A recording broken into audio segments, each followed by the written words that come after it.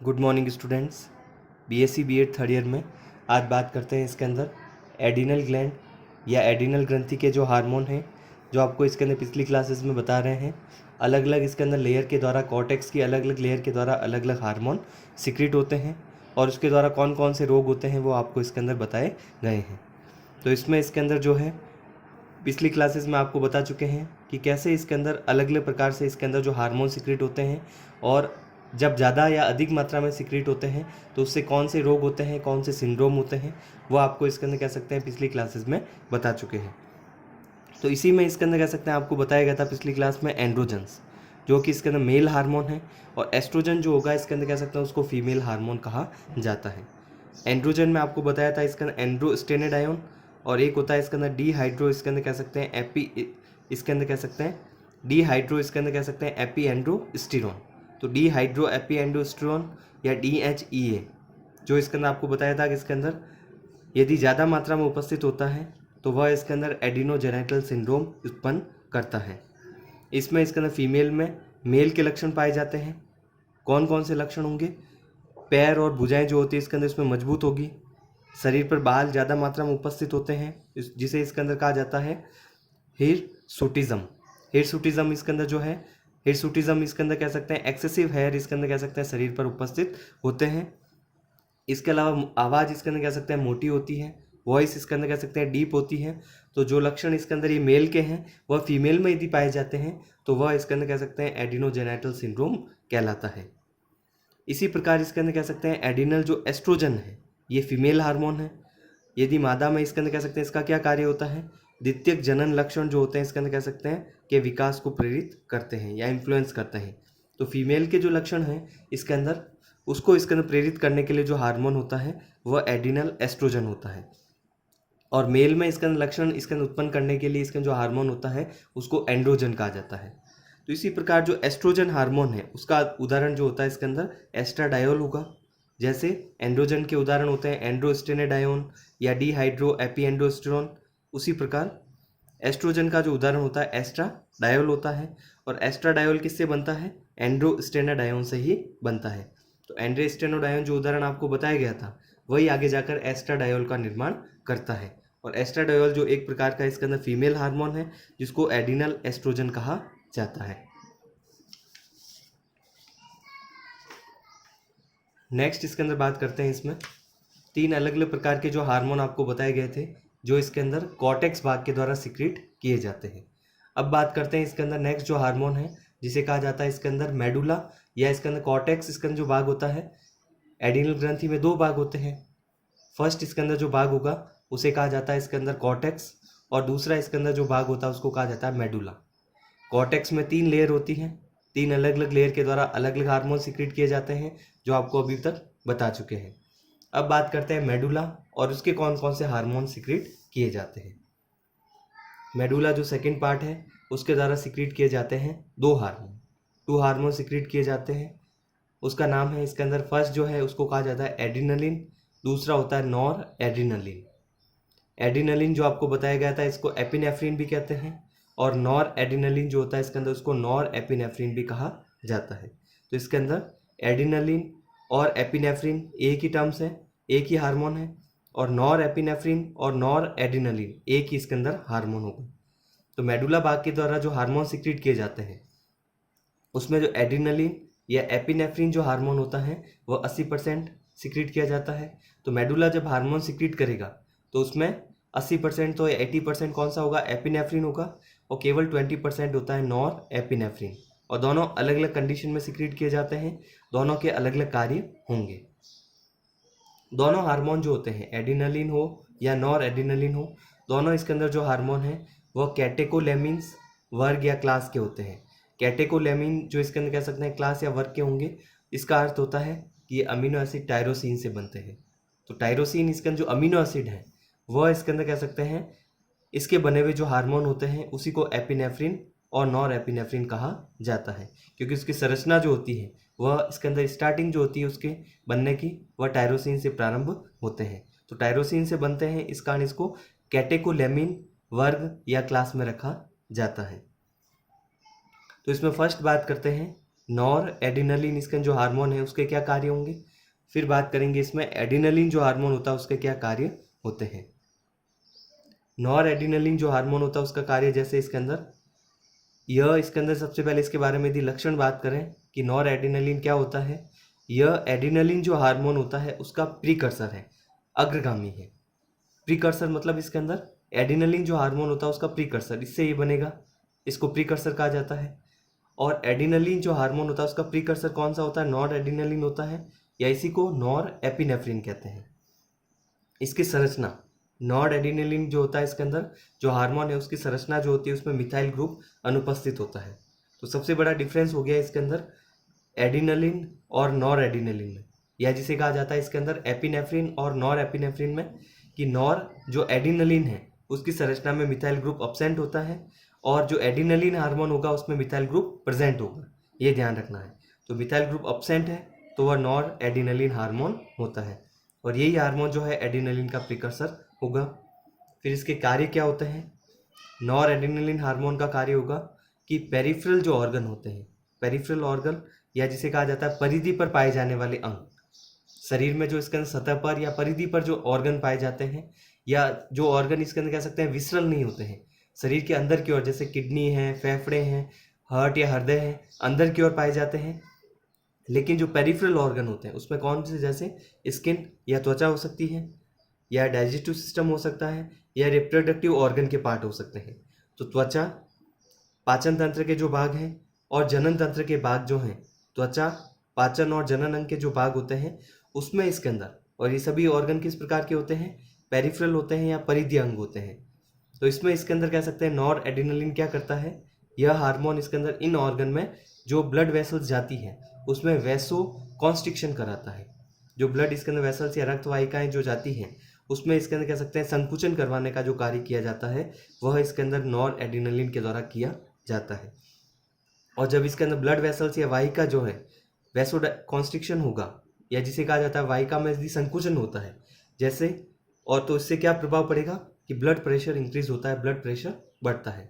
तो जैसे इसके अंदर कह सकते हैं, यदि इसके अंदर कह सकते हैं ब्लड वेसल्स को इसके अंदर कह सकते हैं कॉन्ट्रैक्ट किया जाएगा तो उसको इसके अंदर ब्लड ले जाने के लिए कम स्पेस मिलेगा, तो आर्टरीज की या धमनियों की भित्ति पर ज़्यादा दबाव पड़ता है तो ब्लड प्रेशर वहाँ पर इंक्रीज होता है। इसको इस प्रकार से हम समझ सकते हैं कि पानी की जो पाइप होती है, यदि कंटिन्यू उसमें पानी जा रहा है लगातार इसके अंदर, यदि इसके अंदर कह सकते हैं उसमें से यदि पानी जा रहा है तो इसके अंदर कह सकते हैं उसका पानी का फ्लो बना रहता है। लेकिन यदि बीच में से इसके अंदर कह सकते हैं पानी की पाइप को यदि बीच में से कहीं से इसके अंदर कह सकते हैं पकड़ा जाए या मोड़ दिया जाए तो वहाँ पर इसके अंदर पानी का जो फ्लो होता है वह रुक जाएगा, तो इसके अंदर वहाँ पर पाइप की जो अंदर की भित्ति है वहाँ पर दबाव पड़ेगा, और वहाँ पर दबाव पड़ेगा तो प्रेशर इंक्रीज होगा। वैसे ही इसके अंदर ब्लड वेसल्स में ही होता है कि यदि इसके अंदर बीच में संकुचन हो जाता है, कॉन्ट्रैक्शन हो गया, तो वहाँ पर इसके अंदर कह सकते हैं, और कौन सी इसके अंदर वाहिका जो होती है उसमें कॉन्ट्रैक्शन जो होता है वह कौन सी इसके अंदर वाहिका होती है, जो वाहिका इसके अंदर परिधि या इसके अंदर कह सकते हैं पेरिफेरल ऑर्गन में जाती है, उसमें इसके अंदर कह सकते हैं कॉन्ट्रैक्शन करवाया जाता है इसके अंदर नॉर एडिनलिन हार्मोन के द्वारा, जिसके कारण क्या इफेक्ट होगा कि उससे ब्लड प्रेशर इंक्रीज होता है, बढ़ता है। सेकंड इसके अंदर जो हार्मोन होता है उसको कहा जाता है एडिनलिन हार्मोन, या इसी को कहा जाता है एपिनेफ्रिन हार्मोन। इसका फर्स्ट फंक्शन होता है स्केलेटल मसल्स या कंकाल पेशियों के आर्ट्रियोल में इसके अंदर कह सकते हैं वैसो डायलेशन करता है।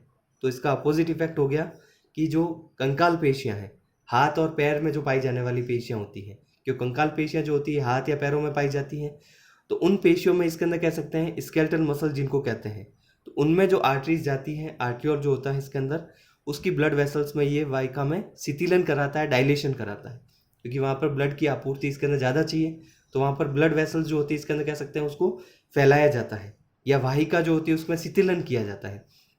तो ब्लड वेसल्स को जब इसके अंदर शिथिलन या डायलेशन किया जाएगा या फैलाया जाता है तो इसके अंदर कह सकते हैं वहाँ पर ज़्यादा से ज़्यादा ब्लड का फ्लो हो सकता है।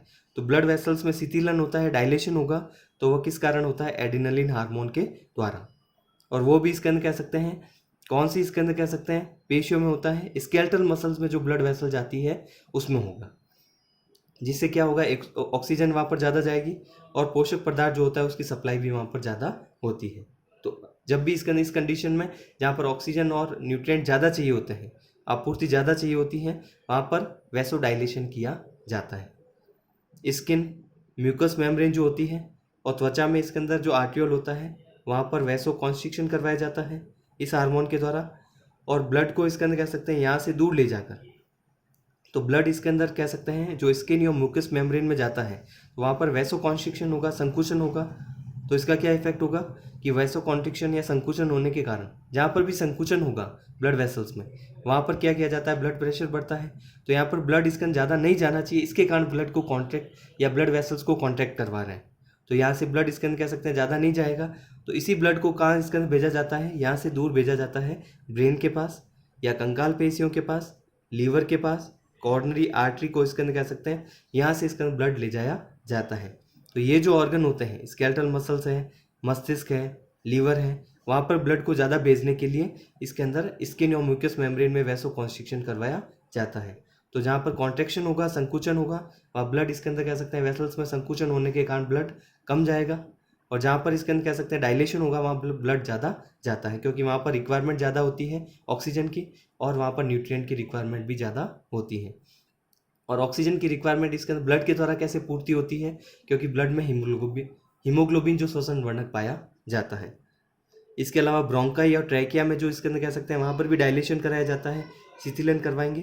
तो ज़्यादा से ज़्यादा जो एयर होती है वह लंग्स या फेफड़े में इसके अंदर एंटर करती है। तो फेफड़े में ज़्यादा से ज़्यादा ऑक्सीजन एंटर करेगी तो ब्रोंकाई और ट्रैकिया के द्वारा जाती है। तो इसमें इसी कारण इसके अंदर डायलेशन या शीतलन करवाया जाता है। हार्ट बीट जो होती है, पल्स रेट को इसके अंदर बढ़ाया जाता है इस हार्मोन के द्वारा, जिसके कारण रक्तदाब क्या होता है, इंक्रीज होगा, हार्ट बीट भी बढ़ेगी। इंसुलिन को कम करता है यह इसके अंदर जो हार्मोन है, एडिनलिन जब होगा तो वहाँ पर इंसुलिन हार्मोन को इसके अंदर कह सकते हैं कम करने का कार्य करता है। सलाइवा के प्रभाव को कम करता है। सलाइवा जो माउथ में इसके अंदर कह सकते हैं मुख गुहा में सिक्रीट होता है या माउथ कैविटी में सिक्रीट होता है, तो उसमें जो सलाइवा इसके अंदर जो जूस होता है उसके सिक्रीशन को, प्रवाह को कम करेगा। और पाचन तंत्र के मूवमेंट जो होता है इसके अंदर उसको भी धीरे करने का कार्य करता है, क्योंकि डाइजेस्टिव सिस्टम जब भोजन इसके अंदर आता है उस समय जब स्टोमच भी कार्य करता है, आहार नाल के सभी भाग कार्य करते हैं, उसमें जो मूवमेंट होता है उसको अब कम किया जाता है जब एड्रेनलिन हार्मोन सिक्रेट होगा। तो ये सभी जो कार्य होते हैं इसके अंदर, ब्रोंकाई और ट्रैकिया में शीतलन करवाना, या ब्रेन, कंकाल पेशियाँ, लीवर, कॉर्नरी आर्टरी, यहाँ पर भी जो ब्लड इसके अंदर जो है डायलेशन करवाना, स्केलेटल मसल जो है उसमें वैसो डायलेशन करवाना, स्किन और म्यूकस मेम्ब्रेन में इसके अंदर संकुचन करवाना, पल्स रेट को बढ़ाना, सलाइवा के प्रवाह को कम करना, ये सभी कार्य किसके होते हैं, एड्रेनलिन हार्मोन के होते हैं, एपिनेफ्रिन हार्मोन के होते हैं। इसके अलावा इसके अंदर ये हार्मोन जो होते हैं, एड्रेनलिन हो या नॉर एड्रेनलिन जो हार्मोन होते हैं, उनको एमरजेंसी कंडीशन में सिक्रेट किया जाता है। एमरजेंसी कंडीशन क्या होती है, आपातकालीन, जो इसके अंदर कह सकते हैं बहुत ज़्यादा ज़रूरत होने पर ही सिक्रेट किए जाते हैं, या बहुत ज़्यादा क्रिटिकल कंडीशन होने पर सिक्रेट होते हैं। जैसे एमरजेंसी कंडीशन कौन सी हो गई, फैटिस, या बहुत ज़्यादा थकान हो रही है, या इसके अंदर कोई शॉक लग गया, सदमा लग गया, फियर या डर लग रहा है, या इसके अंदर कोई एक्साइटमेंट है, एक्साइटमेंट होने के कारण, उकसाहट होने के कारण एक्साइटमेंट हो गया, उसमें भी जो हार्मोन सिक्रेट किया जाता है वो कौन सा होता है, एड्रेनलिन और नॉर एड्रेनलिन हार्मोन होते हैं। या किसी प्रकार का खतरा महसूस हो रहा है, डेंजर इसके अंदर या खतरा महसूस हो रहा है, तो वह सभी कंडीशन क्या होती है, एमरजेंसी कंडीशन होती है। तो एमरजेंसी कंडीशन में सिक्रेट होने वाला हार्मोन जो होता है इसके अंदर, ये हार्मोन जो होंगे वह मेडुला भाग के द्वारा सिक्रेट होने वाले एड्रेनलिन और नॉर एड्रेनलिन हार्मोन होते हैं। तो एड्रेनलिन और नॉर एड्रेनलिन हार्मोन के आपको फंक्शन बताए गए हैं कि इसके अंदर कौन कौन से कार्य, दोनों जो इसके अंदर कह सकते हैं अलग अलग प्रकार की इसके अंदर कह सकते हैं यहाँ पर हार्मोन के द्वारा किए जाते हैं। तो एमरजेंसी कंडीशन में सिक्रेट होने वाला जो हार्मोन होता है उसे क्या कहा जाता है, एड्रेनलिन और नॉर एड्रेनलिन, जो कि मेडुला भाग के द्वारा सिक्रेट होते हैं। तो एमरजेंसी कंडीशन में सिक्रेट होते हैं ये हार्मोन, इस कारण इसके अंदर कह सकते हैं इसको क्या कहा जाता है,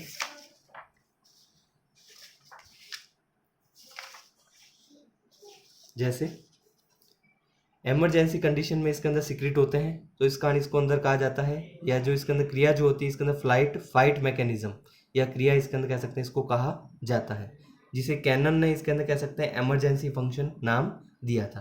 कैनन जो वैज्ञानिक थे इसके अंदर, उन्होंने इसके अंदर नाम दिया था इमरजेंसी फंक्शन।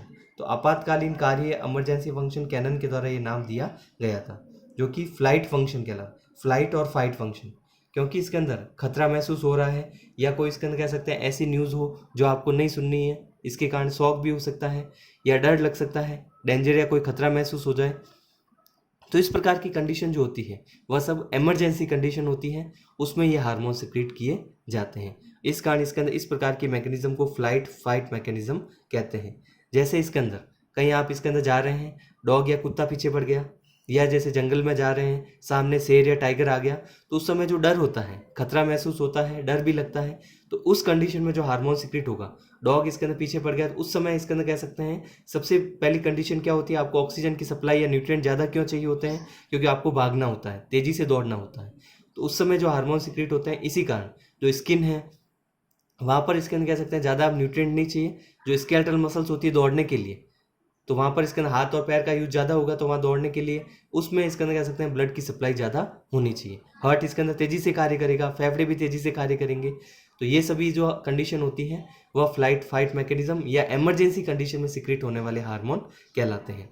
इसके बाद अब बात करेंगे नेक्स्ट जो इसके अंदर ग्लैंड है, जिसको कहा जाता है पैनक्रियास या अग्नाशय, जो कि आपको पाचन तंत्र में भी बताया गया था कि जो इसके अंदर अंतःस्रावी और बहिस्रावी दोनों इसके अंदर प्रकार की ग्रंथियों की तरह कार्य करती हैं। उसके बारे में आपको नेक्स्ट क्लास में बताएंगे।